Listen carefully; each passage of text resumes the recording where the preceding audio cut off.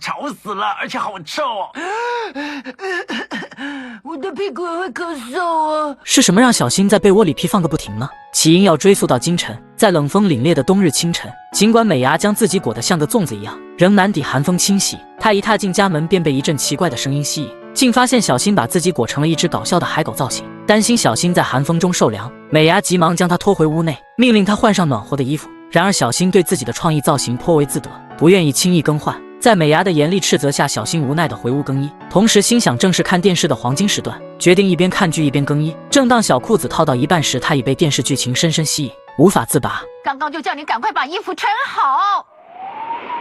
在这种情况下，妈妈的叮咛自然成了治疗感冒的灵药。看着小新不断打喷嚏，美伢立刻给他测气体温，好像稍微有点发烧，光测额头可能不太准吧，要不然测一下吧。说的也是啊，我看一下啊。哎，耍我啊你！哎，真是的。对于小新的各种借口，美伢已经司空见惯。对不起，我是开玩笑的。由于还有诸多家务待办，美伢要求小新自己整理床铺，好好休息。听闻需要自己动手，小新立刻倒地装病，声称自己病重无力。但美伢一招击破小新的伪装。娜娜子，你来啦！哪里？娜娜子姐姐在哪里？